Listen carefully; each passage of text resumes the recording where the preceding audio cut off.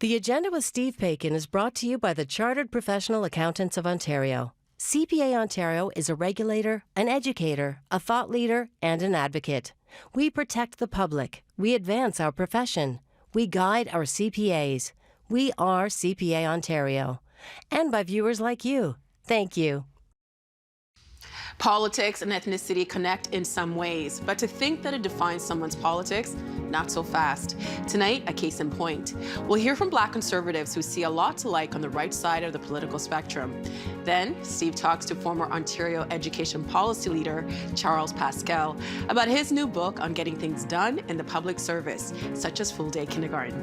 It's Monday, February 22nd, and that's next on The Agenda.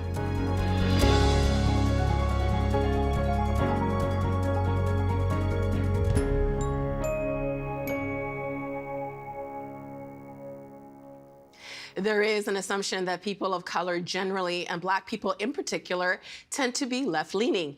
But as preconceived notions so often do, they miss the fact that the political views of Black Canadians are as diverse as they are. So what does it mean to be Black and a conservative voter in this country? With us on that, from furthest away from our studio to closest, as is our custom, in the nation's capital, Lily Obina, longtime Conservative Party supporter and campaigner, who ran for the federal party's nomination in Nepean in 2015. In Oshawa, Ontario, Jamil Javani, host of the Jamil Javani Show on iHeartRadio Talk Network and Ontario's advocate for community opportunities. In Brampton, Ontario, Francis Bradshaw, a longtime political advisor to former Conservative MP, now Mayor of Brampton, Patrick Brown, and Carmen Wilson, Director of Membership for the Conservative Black Congress of Canada, who also ran for the Ontario PC nomination in York South-Weston in 2017. Welcome to you all. Thank you. I know Jamil has been on the show a few times, and the three of you, your first time, we really do appreciate it and hope that you have fun on the show. All right, I hope so. Okay, so just to get into this conversation as a scene setter, I wanted to get in a sentence or two why you are drawn to conservatism, and I'd like to start with you, Lily. So for me, coming from a background in Africa where people work hard, things are not handed over to you easily, there is no really safety net. So the conservative concepts really appealed to me because I knew that they really go for people who work hard. They like that. They like the fact that you need to be fiscally responsible. I like the idea that if you work hard, you can make it in this country. So those are the things, and they're very welcoming. So those are the things that really attracted me to the Conservative Party. And Jamil, what about you? Well, I'm motivated by, I think, two goals when it comes to politics. The first one is how do we fight for a more fair, just society? And then the second one is how do we protect the good things about our country that have made it possible for the current progress that we have? And I think that politics is how we can best achieve both of those goals. And Carmen, what about you? Well, I believe in the freedom to believe, to work, freedom of religion. And as Lily says, you work hard and you can make it. And what about you, Francis? I actually find being a Black conservative almost an act of activism. I think it forces many people to have challenging conversations, and I think it creates a much broader political spectrum, which I think is good for all Canadians. And Jamil, obviously there are different kinds of Black conservatives, but throughout Canadian history, what have been the key features of Black conservatism? Yeah, I think it's important to recognize that Black conservative politics is not about being a Black person who's a member of a certain party. It's a way of thinking. It's a philosophy. It's an approach to politics and activism that has many centuries of effort behind it. And I look at it as being, historically, it's about acknowledging that there are good things in our country that we want to protect and fighting to belong in that country and to make it better without dismantling the positive gains that have been made. So when we think about having appreciating mixed market capitalism, for example, or, freedom of speech and freedom of religion, these are things that Black conservatives over the years have valued and have fought to protect, but have also made the effort to challenge Canada to be better. And to me, that is what the Black conservative tradition is about. And just to build on that, Frances, to go back on something that you just said about how you feel being a Black conservative is an act of is activism itself. Can you expand on that, please? I look at it as an act of activism, not just in elections, but within the party. The fact of the matter is every political party has racist origins. They all started without us. And so I think we've had a big issue in being pigeonholed into one area of politics. And that means that our views are not being really fairly debated. And so this year has been actually quite amazing to see such a hunger and an interest for this perspective to come forward. And it's a very broad perspective. I think you'll notice on the panel as we talk, my opinion can be very different from that of some of the other candidates or Jamil. But one thing I've noticed is there's space for all of us here. We just have to work and make it. I want to talk more about that diversity in a second, and we'll also talk about racism. But Lily, you know, Canada's first ever Black MP and federal cabinet minister was a conservative, Lincoln Alexander. He was elected to the House of Commons in 1968. Why do you think it was conservatives that achieved that first in this country? Like I said before, conservatives don't segment people by race. And they don't segment people by your income level. They accept you if you're able to deliver. So I am almost certain that at that time they were looking at this guy who could actually be able to deliver for their community and said, okay, come and be in the tent. And I think that is what the Conservative Party is about. And that's what we should be talking about all the time. You know, in the media, trying to put some of these great things that they've done and feeling comfortable. I think that guy in 1968 felt as comfortable as I am right now in 2021. I would argue was less comfortable, and maybe that's why he did it. I know, speaking on his history, if I looked back at some of the legislation he brought forward and talked to people who worked with him, he went through difficult experiences within the party and used that to help bring the party forward.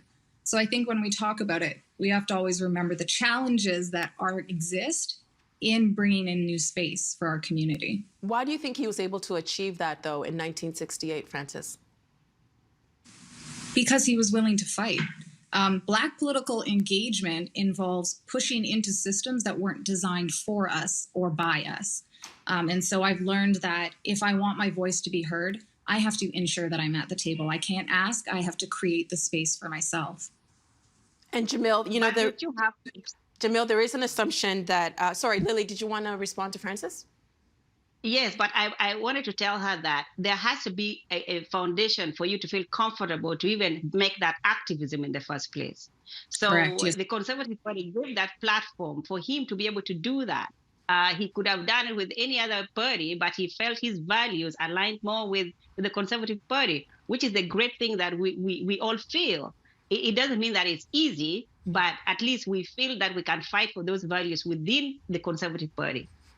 Jamil, you know, I grew up in Canada. I came to Canada when I was 9 or 10, and I never learned about Lincoln Alexander in school. And there is this assumption that overwhelmingly Black people in this country are left-leaning and vote for left-wing parties. What do you make of that assumption?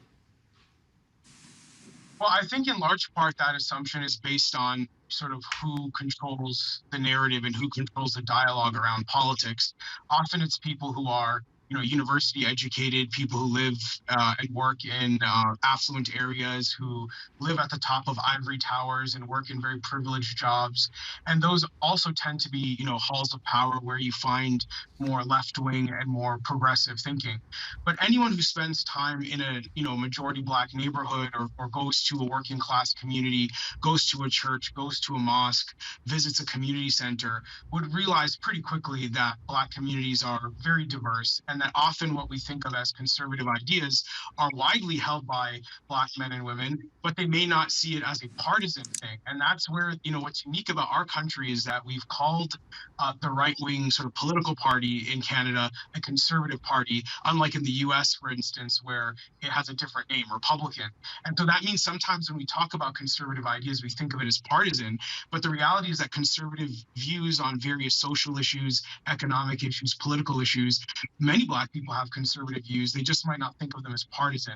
So I think a key part of, establishing the genuine political diversity that exists in our communities is to just remind people that often these narratives are being shaped by those who are very privileged in our society, and that means denying sort of the class dynamics that exist. The same goes for white Canadians. White Canadians, from working class backgrounds are on average, more sort of conservative in a nonpartisan sense on many issues than white Canadians who go on to university. So the class dynamics that exist among the white population also exist in Black communities. We just don't talk about it the same way. And I also wonder, because I come from a country where, if you talk about politics, that you could actually get killed for talking about politics. And oftentimes when we talk about voting apathy, I wonder if we take these things into consideration. Carmen, I know you wanted to add something.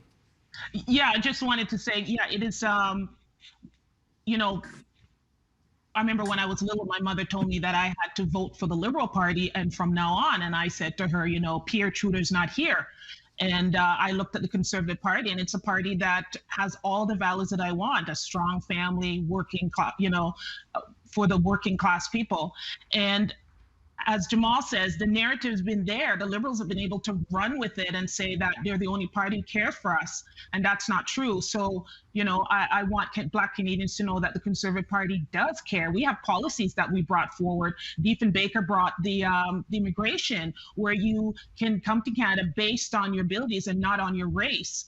And he had that, and then Pierre ran with it and called it the bill, Charter of Rights. So there's a lot of things that the Conservative Party, as a Black Canadian, is there for us to help us. But it's also up to our community to work with the Conservative Party. And Carmen, you've actually said that many Black people are afraid to voice their conservatism in public. Why is that? I've been shouted at many times. I'm being told that I'm with a racist party. One person called me the token Black, all the things that they say, because they think that this party, there's racism in it, that the Conservative doesn't care about Black Canadians. And I'm here, one of the many, to say that's not true, that, Conservatives for everyone, and Black, for example, Black people were welcome. I feel very welcome in the Conservative Party. And Lily, you've said that being a Black conservative can be very lonely. What did you mean by that? So, like she just mentioned, sometimes when you're in gatherings with your friends and your neighbors, and you always find that you're almost by yourself. Like most of the community is really progressive, and they're mostly with the other parties other than conservative. So you find that when discussions happen, they don't understand you. You feel lonely. My own son, I have discussions with him in the house, and he's liberal. And it is very interesting how he became liberal, because he just feels like conservatives does not help people enough. They don't have a heart. They use the words like cut. If I was a conservative operator, I would say never use the word cut ever again. Just use words that people can understand and get people in. I think it's interesting that you identify as being conservative and your son is a liberal, and that's the diversity within Black voters across the country. Wouldn't you agree? Exactly. And you know what? We have actually very heated conversations. And like she just said, they always think that Conservative Party is a racist party. Mm-hmm. And I said, this party has been the most embracing party. I go to their functions, you talk to everybody, people talk to you, they listen to your ideas. They do policies that affect you personally, that actually helps you to improve as a person. Who can argue with that? Those are like good policies. Instead of things that give you handouts, keep you in a place where you're not, like you cannot grow. They're not looking for ways to help your children. Instead of focusing on getting my son from prison, focus on making sure my son has the knowledge and everything that can be in a society and grow and be a better Canadian. And that's what conservatives try to do. Well, people don't see that. Francis, Carmen said that there's that relation with her family. There's a relationship voting Liberal because of Pierre Trudeau. What can the Conservatives do to garner or even foster that trust with the Black community? I think we have to be, I think one of the challenges is we have not been actively engaged in the Black community. So I remember when I was working for MP Joan Crockett in Calgary, it's February, and which is also Chinese New Year. And I remember going to like 6 or 7 Chinese New Year events, and they didn't even have anything on the list for Black History Month. And that's because there was a lack of relationship that has been developed. I think part of the biggest challenge that the Conservatives have to overcome is that narrative that I don't see race. Because for the predominant Black community, when you say you don't see race, it also tells me that you don't see the experiences that I have because of race, and that you perceive my race or recognizing my Blackness as being a bad thing. When in fact, I want you to recognize me being Black. I want you to recognize me being the child of an immigrant, and I want you to celebrate that with me. And so I think this is something that's not just within the Conservative Party, but within Canadian culture. There is a kind of a generation that felt that the best way to be anti-racist was to say you don't see race. And so I often have to have that conversation with, candidates and party members to articulate to them what that actually means to a Black person. And I find oftentimes when I have those one-on-one conversations, when I'm open and I'm allowing them to ask me questions, we come out in a more progressive space, and I end up with an ally to the Black community as opposed to somebody who looked at it from the outside. So I think it's about us putting in the effort, showing up, going to the events, engaging with the community, and not just around the issues of policing and guns and violence. At the City of Brampton, we're talking to the community about procurement. How do we increase those opportunities? How do we look at doing FDI, foreign direct investment with Africa and the Caribbean, given that those are 2 of our largest Black and Caribbean populations in our city? How do we leverage that to make our city better? Well, I think I want to follow up with you, Francis, because it kind of feels we've kind of touched on racism a little bit. The federal Conservatives have been accused of targeting communities of color with debates over niqabs, old stock Canadians, barbaric cultural practice, snitch lines, and some leaders like Doug Ford have been in pictures with members of hate groups. The opposition leader, Erin O'Toole, has denounced that hate group, but there is that perception that Conservatives are more interested in courting far-right hate groups than they are in engaging with Black communities. How do you see it? So part of this, I think, is a conversation about just Black political strategy from across the board. So, I've been at events, especially being at the city, we're nonpartisan in that space. I've been at events with a lot of different kind of politicians, and they'll I had one former NDP individual who said, well, in America, Black Americans don't vote, so we need you to get out to vote. And it was kind of confusing to me because as a Canadian, I've never been asked when I vote if I'm Black and voted. I've just been asked, did I vote? So I think we are creating a narrative that is maybe not even true. And I think people within the political spectrum have fallen into that narrative and then have been unwilling to engage past their comfort zone. Because every election, political strategists on the left and on the right identify their base, their key voters. They're going to do some polling to find out what issues stick to those voters. And they're going to, in a very short frame of time, are going to try and attract that particular voter. And I think that's something that the more that we are involved in the grassroots of the party, the more that those ideas about what is important to people of color are going to change. We can't have, old white men speaking on the issues of minority immigrant women. It is not that it was an important conversation, but I believe that we need to actually give the mic to those communities. Let them speak for what they are experiencing. And you'll realize that a lot of what they experience reflects conservative values. And Jamil, what do you think? Well, I think a lot of what I've seen from conservative political parties is that when they speak to people of, diverse backgrounds, they think they're supposed to behave exactly like liberals or socialists do, right? That they must basically copy the playbook of left-wing political parties because that's the only way to speak to people of color. I don't believe that. And this is why I've been emphasizing over and over again that to be a Black conservative is not something you get when you buy a membership card for a political party. Black conservatives have existed for a long time, and some of them don't vote. Some of them vote for liberals. Some of them vote for socialists. We're not, it's a political philosophy, and it's a view on how to solve problems and overcome adversity and deal with things like racism, like poverty.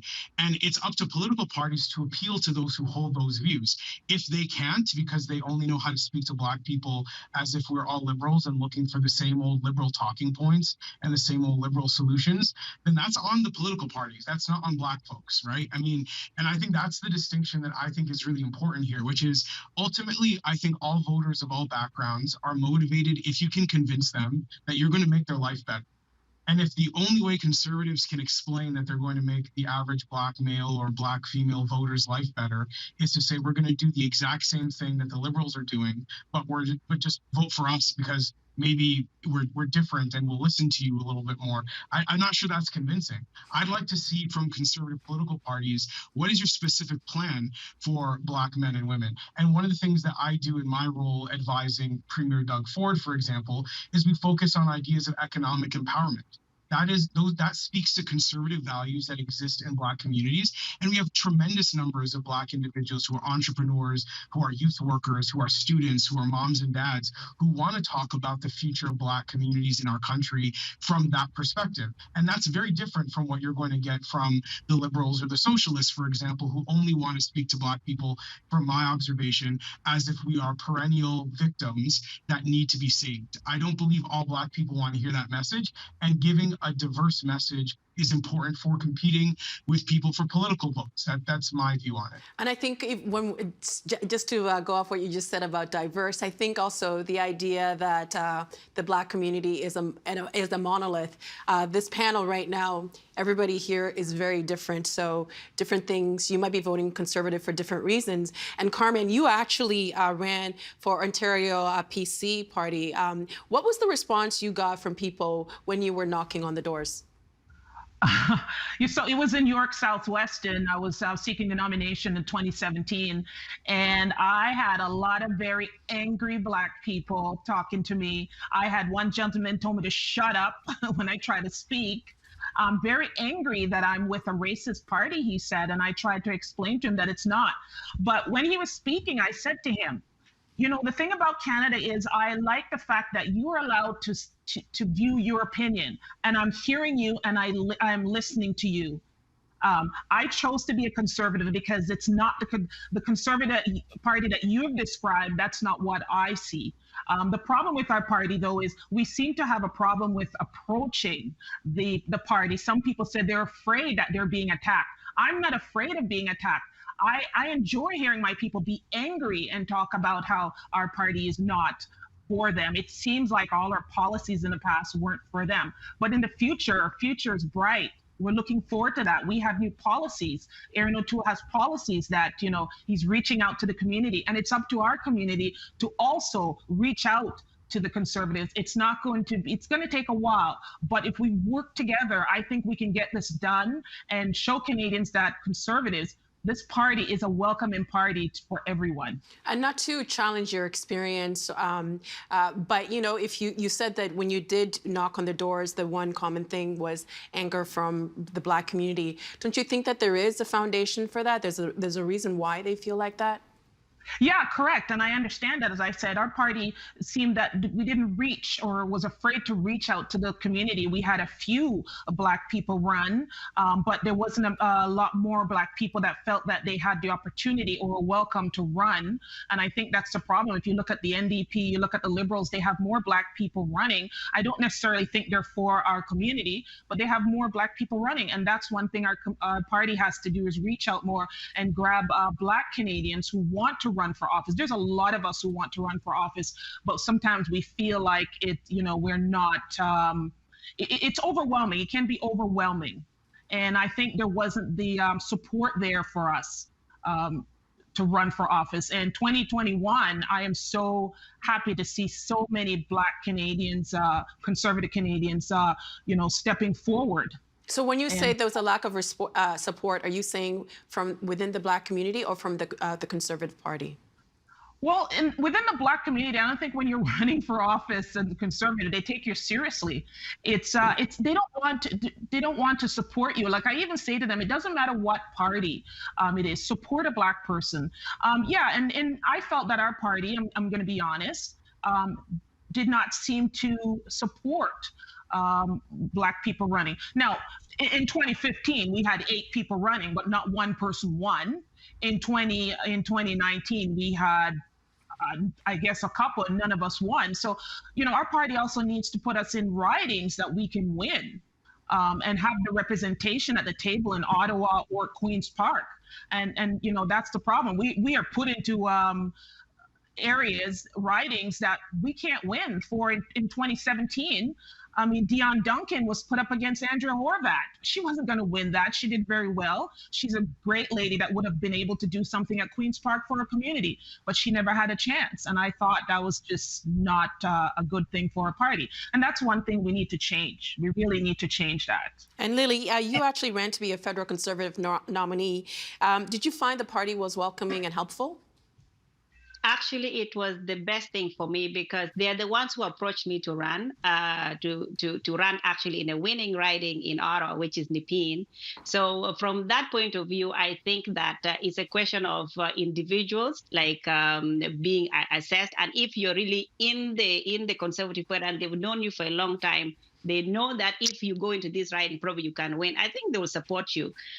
They've supported me with raising funds. And even at the door, I got a lot of my people, actually the Black folks, to actually register to the party. Within 3 weeks, we registered about 300 people. I was going to churches and passing the messages, and they were actually acceptable to the messages. So it's just a question of, I think it's wrong for us to think that they are trying to put you in unwinnable ridings.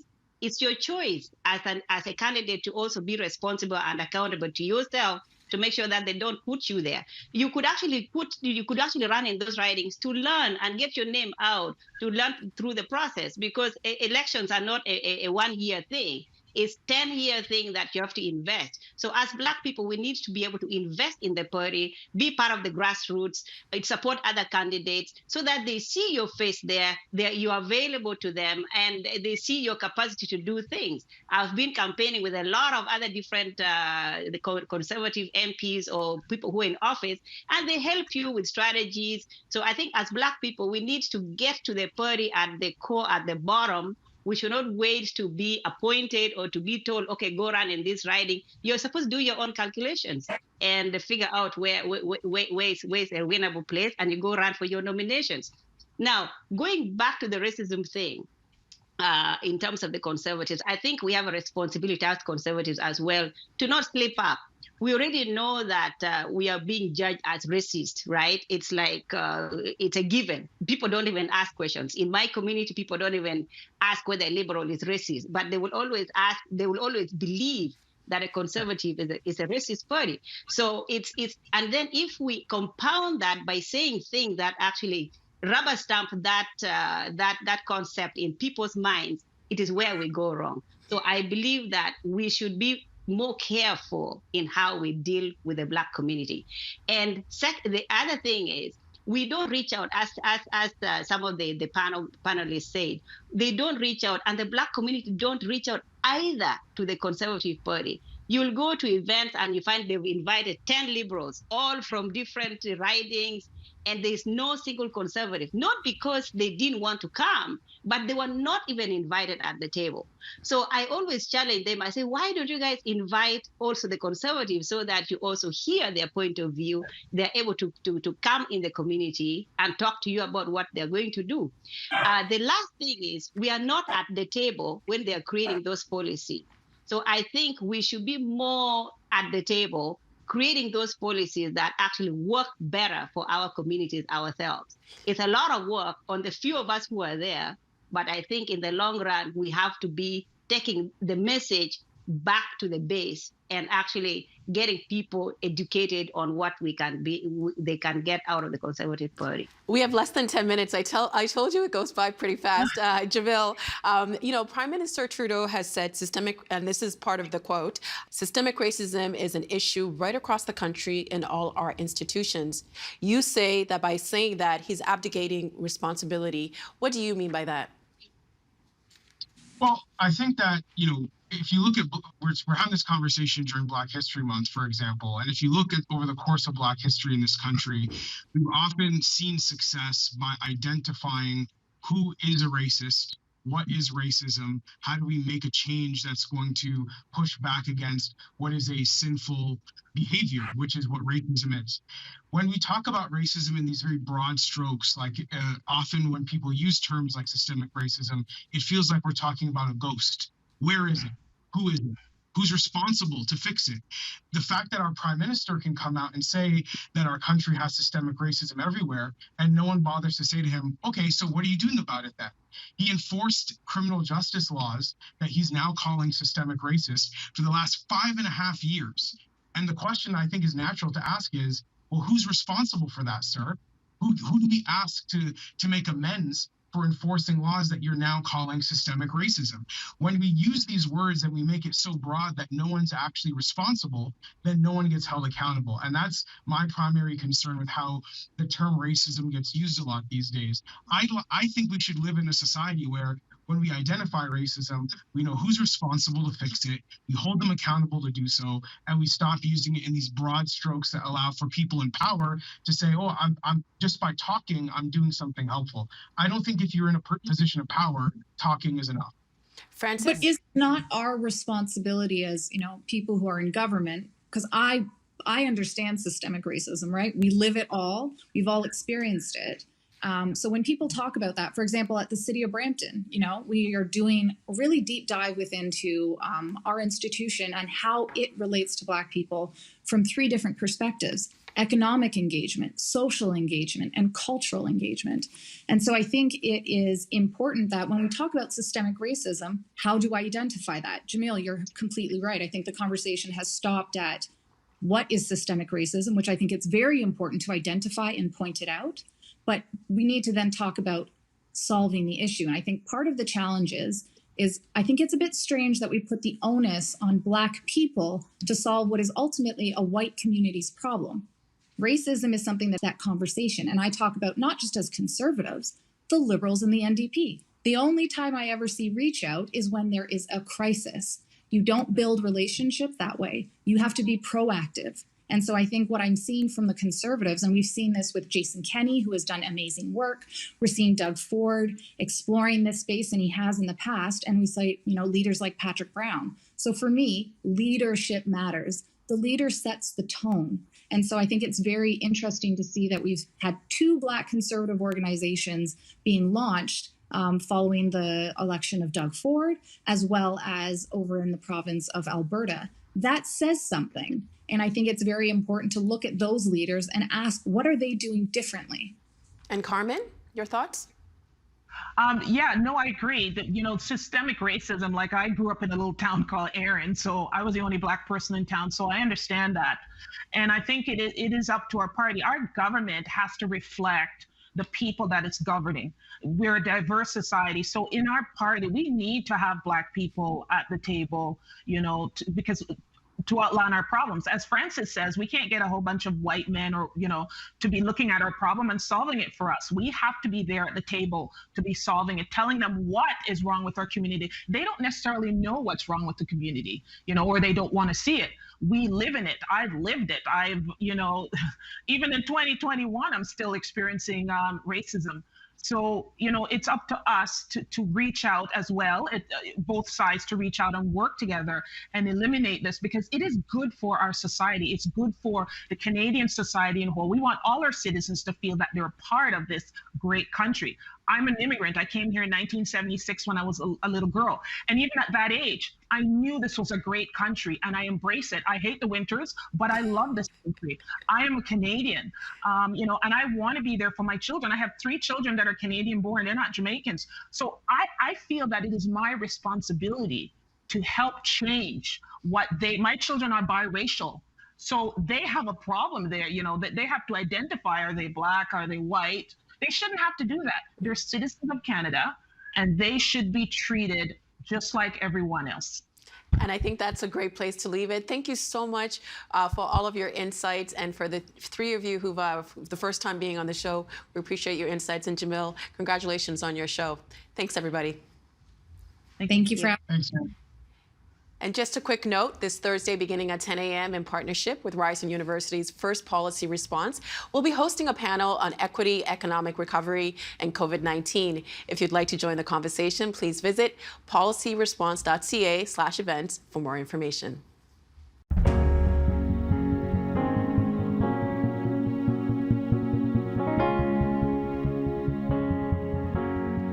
He got his first job as an assistant professor at age 25, a full professorship at 32, and was a college president by age 37. He was Deputy Minister of Social Services and then Education for Premier Bob Rae.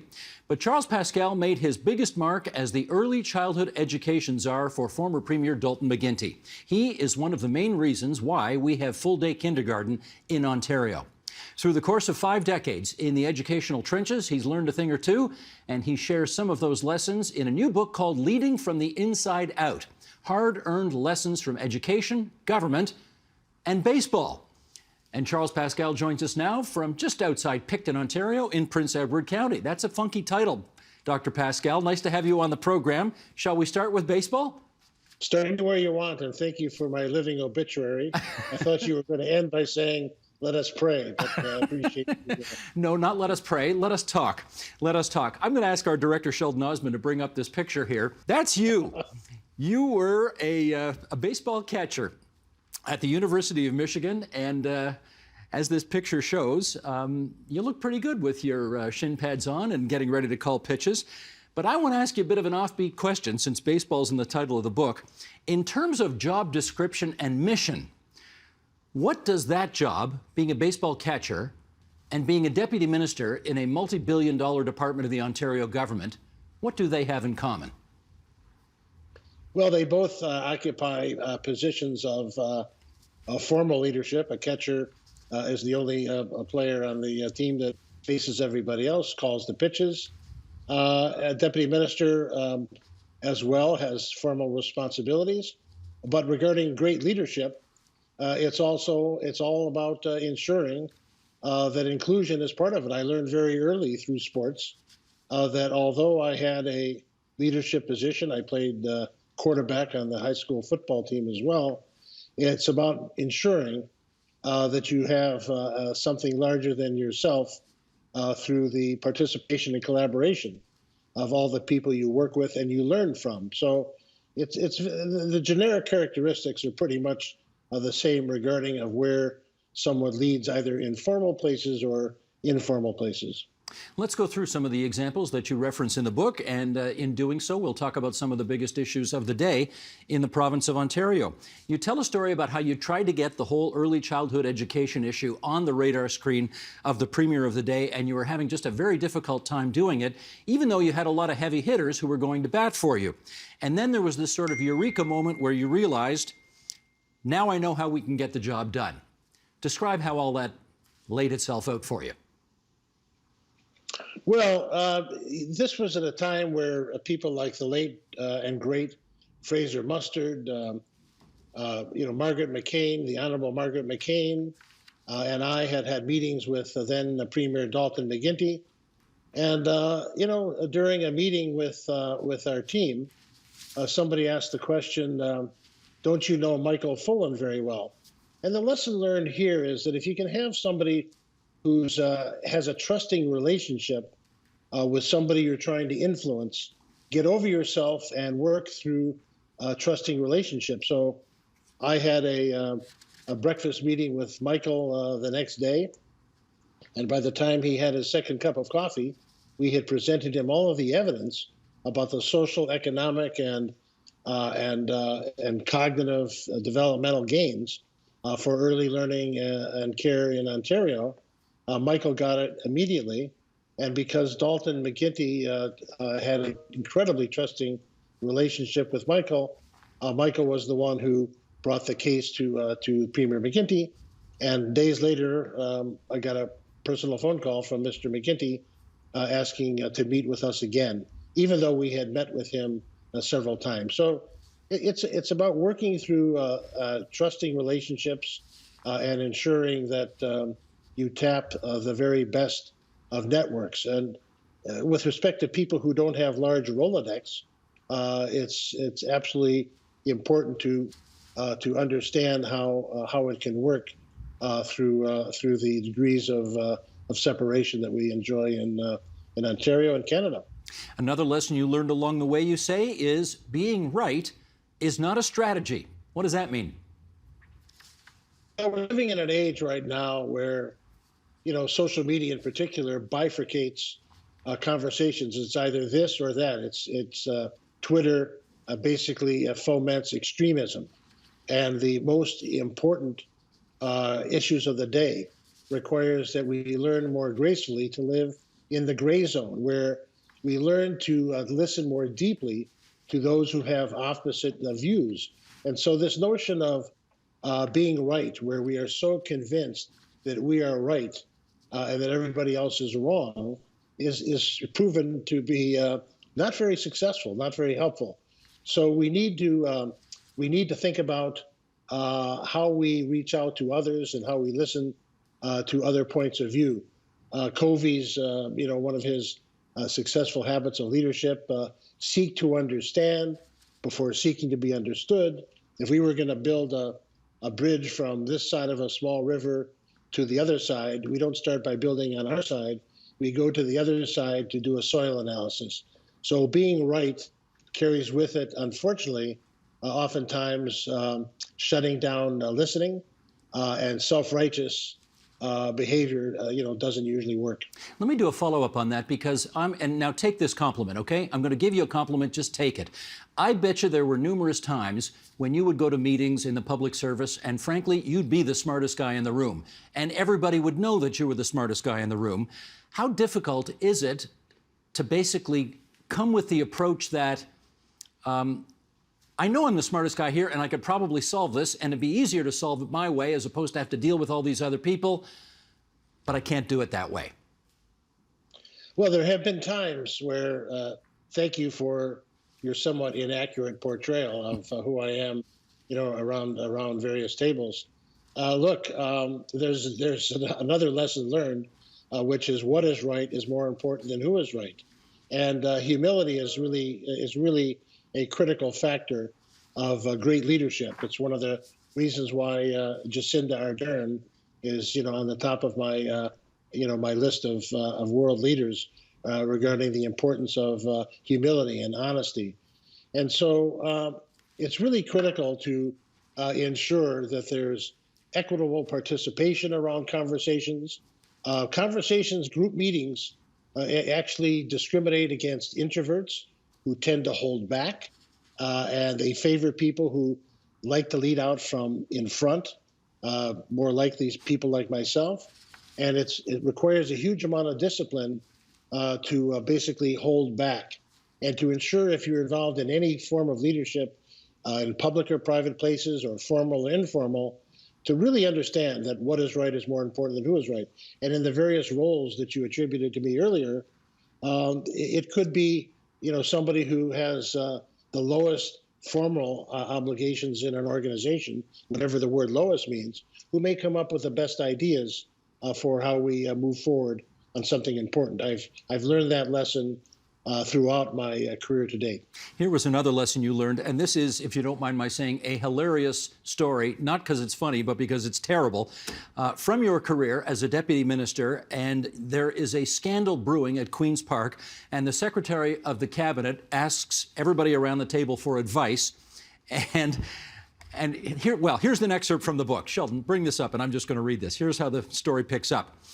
He continued to press me to reveal my thoughts, to which I reluctantly replied, "Why don't we suggest to the Premier and the ministers that they just tell the truth, explain how things went wrong and how they plan to fix it, and learn from it?"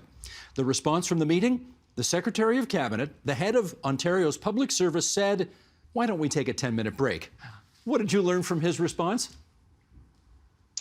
Well, I was a rookie deputy minister, and what I learned there is a lesson that keeps repeating itself, even today, even in the last week, and even in the last 24 hours.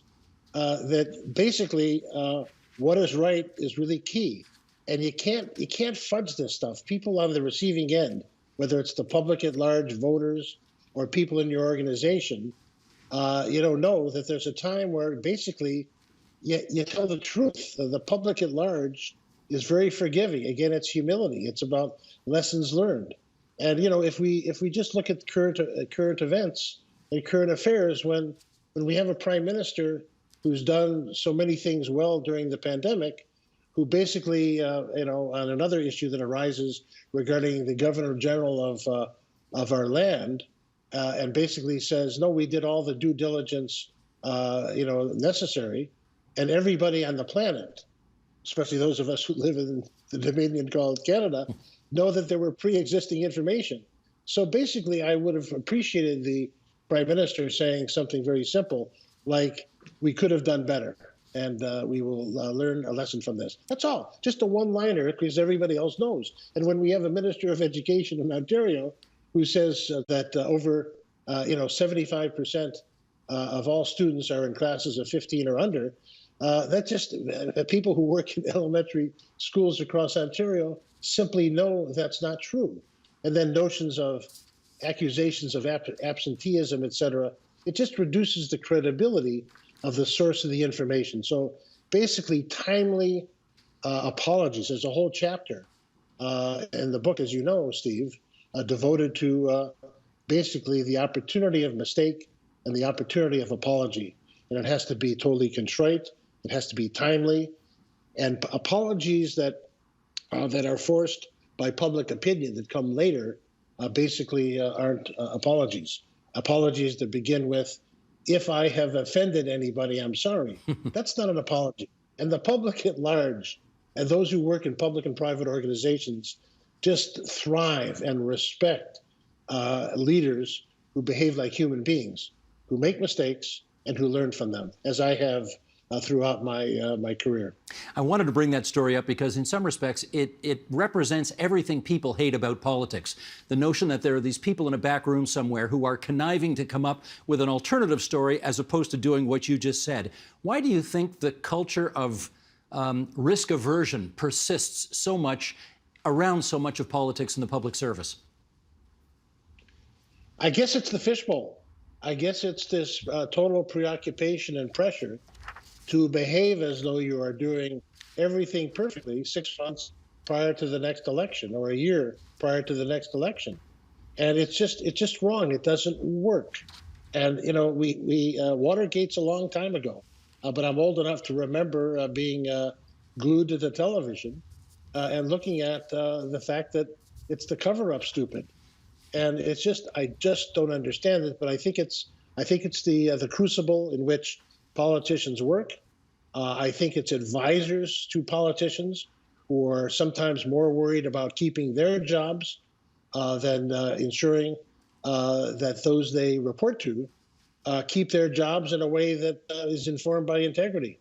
So I don't know. There are lots of politicians who are capable of saying, I was wrong, I did this, and I'm learning from this in a timely way. But it's the fishbowl, and it needs to change. And the public at large, as I said, is a forgiving group of folks. You are, if I can say it, a rather different kind of former deputy minister, in as much as basically every deputy I've ever known in the past, I think this is true, once they're no longer a deputy, they kind of like to fade away. I mean, maybe there's an exception along the way, but basically, they don't like to make a lot of waves. Dr. Pascal, that is not you. You are on Twitter all the time, weighing in on the big issues of the day, and beyond that, taking real tough shots, as you have here today on television, against the current Minister of Education, for example. And here you are in your book, for example. Let's do this quote here. Ontario's current premier has taken things to such an extreme regarding the offering of disinformation nonsense that an increasing number of constituents don't believe a thing he says. Why are you not like most deputy ministers who like to just sort of fade away into the background and not make waves? Well, before I was a deputy minister, I was a person of evidence. I was a professor with a very strong interest in evidence-based policy making. So it's, so many career deputies are chosen for and trained during to have no official public comment about anything. When I was a deputy minister, it was extremely rare for me to be quoted anywhere because that's the way it should be. I didn't have the courage to run for elected office, as so many do, and I admire that. And so before I was a deputy, I was a person of evidence-based policymaking, communicating the best evidence about what policy options might make a difference to a better future for the many rather than the few. And so post a deputy minister, I'm back as an academic who's evidence-oriented and a passion for ensuring that the future is healthier, safer, more just, and prosperous for the many rather than the few. That's my mantra. And so it's natural that I would continue calling out evidence or evidence-informed political masters and others who do things that are, I think, contrary to my particular evidence-informed version of the future. And so I'm an equal opportunity critic. And during this conversation, I've called attention to the foibles of somebody at a different level of government with a different political stripe. I'm a nonpartisan, and I'm evidence-oriented, so let it rip. Well, we're going to do that now. I'm going to take you back to 2007, and we're going to let her rip because, well, here's the scene. John Tory is the leader of the Ontario PC Party, and you get a call from a guy who I don't know if there's another politician on earth that you have more respect for than the 18th Premier of Ontario, Bill Davis.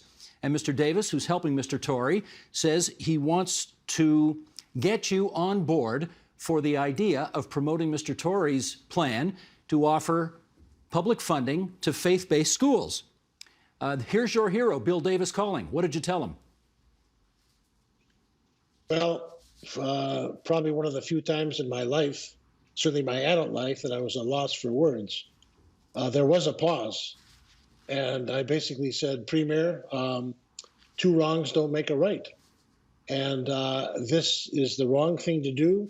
I understand the context in which you extended public funding to separate schools. That was then, this is now. And if John does this, he will lose. And I will not be among those who will be silent. Later that, I don't know whether it's in the book or not, I can't recall. Later that same day, I got a call from our now Mayor, John Tory, who basically, we had about an hour and 10-minute phone call in which he convinced me that his approach to this was equity. If extension to the Catholic communities was important, we should extend it to all religions. And I believe that he was informed by a very deep commitment to equity. It was just the wrong policy, and that was it. And Mr. McGuinty won the election, and Toronto was blessed with having a superb mayor. But it was the only time Premier Davis and I had one other disagreement throughout our trusting relationship. I think it's reciprocal, and that's our version of whether it's time for Her Majesty to take leave of Canadian society. Well, we'll leave that one aside for a second because I do want to ask a follow-up because you're, according to the book anyway, you went even further than it. You said to Mr. Davis, apparently, not only is this the wrong plan, but I will do everything in my power to oppose it. You said that to Bill Davis. How did he take that? Well, he's a remarkably generous human being. And he, as you know, Steve, through your, biographical brilliance regarding, Mr. Davis's journey, he's loyal. He's loyal to friends and to colleagues. I don't think he's loyal to a fault. I think he was surprised, but it never diminished our relationship. In fact, I did follow up on what I said I would do.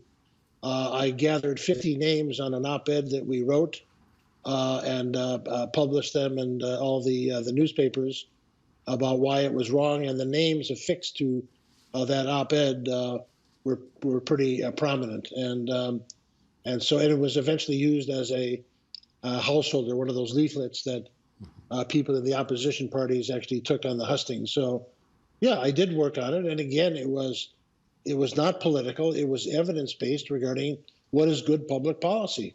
And I do not believe that public dollars ought to be used for supporting the religious aspirations of any one group within our society. I've advocated for ensuring that our education curricula are infused with a comparative religion and views about different value systems, including agnosticism and atheism, so that there's an increased respect for inclusion and understanding of how different religions go at various issues, to bring people together rather than create separate notions that are driven by individuals' religion.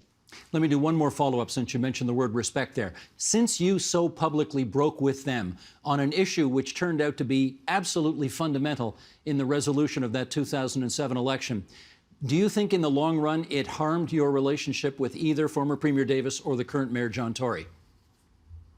You'd have to ask them, but they're both very generous individuals with whom I maintain an ongoing and regular contact, and that includes John, our mayor in Toronto, and certainly the 18th Premier of Ontario. So you'd have to ask them. But unless they are playing me, I think the respect has maintained itself. Again, what is right's more important than who is right, and I think they both understand that and have behaved accordingly. Charles Pascal, it's been really good having you on the program. The name of the book is Leading from the Inside Out. And you stay safe in the county during these COVID times, okay? Back at you, Steve. Thank you so much for this.